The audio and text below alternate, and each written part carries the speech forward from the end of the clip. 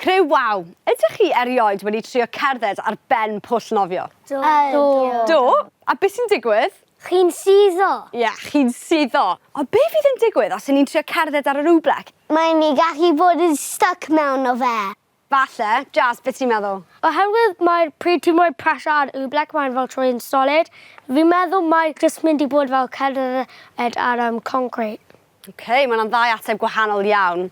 Iawn te, Alice ac Albi, chi'n mynd i drio cerdded ar yr Oobleck. Bant chi? Beth ti'n meddwl yw'r ffordd orau, Alice? Mynd mewn a peidio stopio. Iawn te, bant a ti? Waw, da iawn ti!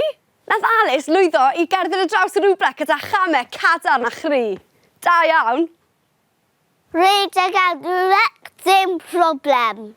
Iawn te, Albi, beth ti'n mynd i drio? Fi'n mynd i mynd bach yn gyflym.